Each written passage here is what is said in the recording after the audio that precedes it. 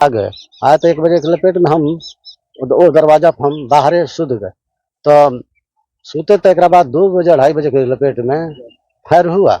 Fire हुआ तो हम सोचे कि मैंने बराबर पटाखा छूटता है, शादी भी हमें करे होगा, आवाज ऐसे नहीं आया, बुझा के उधर आया। तो हम आके ना उठे तो चाल करे कि जगह बाबू छोटका। तो छोटका जगह तो घर कोई बोलता बोला तो कपड़ी खोला तो कि देख ला सब घर में, वो सब ना खोला।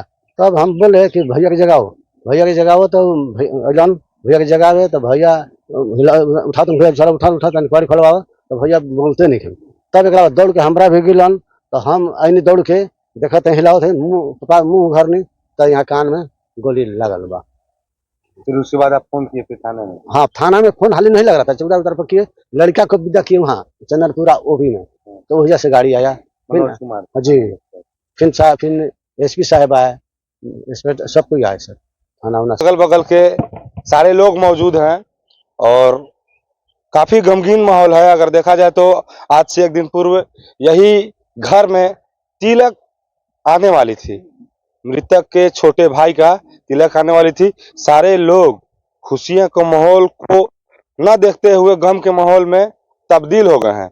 फिलहाल बीती रात अगर देखा जाए तो 5 मई को तिलोथू प्रखंड अंतर्गत चोरीकप गांव में अभिनंदन नामक युवक की अज्ञात अपराधियों ने सरेआम गोली मारकर हत्या कर दी। प्रथम दृष्टया अगर देखा जाए तो एसपी महोदय का कथन है, तो आप उनके यहाँ उनके पिताजी से उनके परिवार से मिलकर कुछ सिंपैथी देने का काम कर रहे हैं, क्या कुछ कहना चाहेंगे? निश्चित तौर से संवेदना व्यक्त करते हैं। दुखद घटना है, दुर्भाग्यपूर्ण घटना है। अभिनंदन एक सोशल वर्कर थे और यहाँ इस गांव और बगल बगल में इलाके में समाज के लोगों का सेवा करते थे।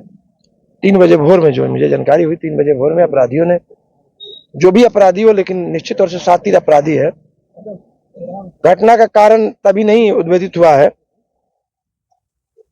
मेरी एसपी से भी आरक्षी अधीक्षक से बात हुई कि मैं यथाशीघ्र गिरफ्तारी करूंगा। घटनास्थल पर एसपी आए भी थे, मैं भी आया हूँ। समाज के लोग हैं और सोशल वर्कर थे, मैं अभिनंदन को जानता था। तो घटना दुर्भाग्यपूर्ण है। जितना जल्दी हो सके आरक्षी अधीक्षक रोहतास अपराधी को गिरफ्तार करें, स्पेशल ट्रायल करके सजा हो, और सजा हो तो अपराधियों का आजीवन कारावास हो, फांसी की सजा हो, और सरकार मुआवजा दे, क्योंकि इनके 4-5 बच्चे बच्चियां हैं, सब छोटे छोटे 7 साल 8 साल के 6 साल के हैं। और देखिए इतना छोटा बच्चा आग दिया है।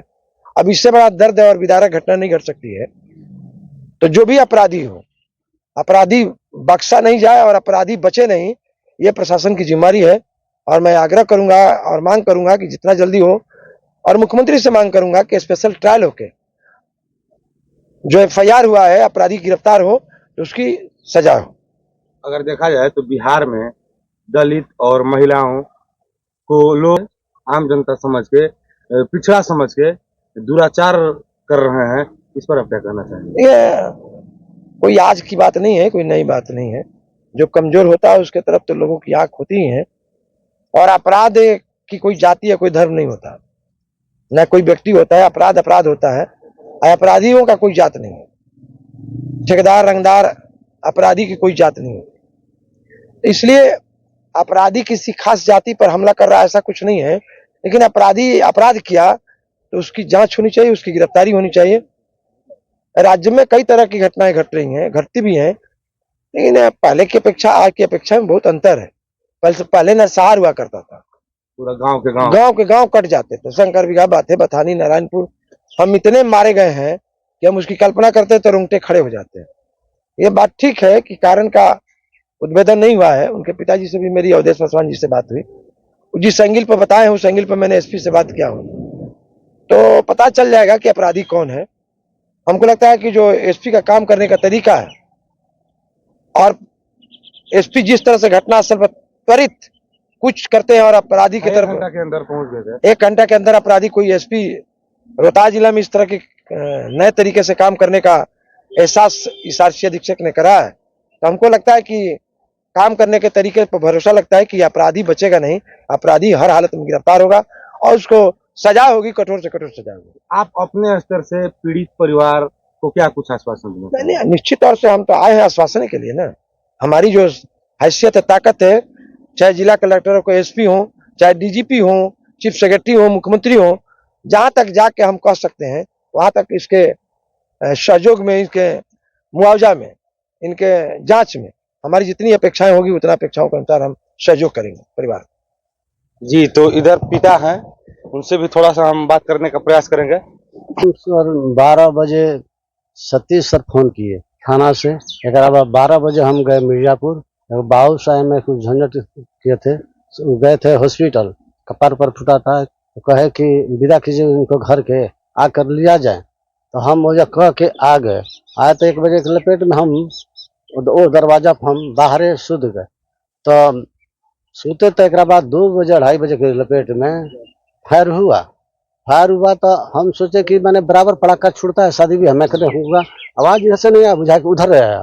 तो हम कहा कि ना उठे तो चाल करे कि जगह बाबू छोटका, तो छोटका जगह तो घर कोई बोलता बोला तो कपड़ी खोला तो कि देख लो सब घर में, वो सब ना खोला। तब हम बोले कि भैया की जगाओ, भैया की जगाओ, तो अलन भैया की जगावे तो भैया उठा, तुम भैया चलो उठा कपड़ी खोलवाओ, तो भैया बोलते नहीं थे। तब एक बाद दौड़ के हमरा भी गिलन, तो हम आईनी दौड़ के देखते हिलाओ थे, मुंह घर नहीं, तो यहाँ कान में गोली लगल बा। फिर उसके बाद आप फोन किए फिर थाने में? हाँ, थाना में फोन हाली नहीं लग रहा था, चौदह उधर पर किए, लड़का को विदा किए वहाँ चंदनपुरा ओबी में, तो वजह से गाड़ी आया। मनोज कुमार जी, फिर एसपी साहब आए, इंस्पेक्टर सब कोई आए सर, थाना उना सब कोई आया था। अभी आपके बगल में चेनारी विधानसभा के पूर्व विधायक मौजूद हैं, इनसे आप क्या आश्वासन? आश्वासन हुआ है कि अब उनका साहब की कृपा करे कि हमारा जांच हो, जी, उचित कार्रवाई किया जाए, उचित कानूनी कार्रवाई किया जाए जी, जिससे अपराधियों का मनोबल घटे। घटे जी, हाँ, मनोबल घटे ना तो बल जी, अगर देखा जाए तो यहाँ गांव के अगल बगल के सारे लोग मौजूद हैं और काफी गमगीन माहौल है। अगर देखा जाए तो आज से 1 दिन पूर्व यही घर में तिलक आने वाली थी, मृतक के छोटे भाई का तिलक आने वाली थी। सारे लोग खुशियां के माहौल को न देखते हुए गम के माहौल में तब्दील हो गए हैं। फिलहाल इतना ही काफी, फिर मिलेंगे अगले वीडियो के साथ। जय हिंद, जय भारत।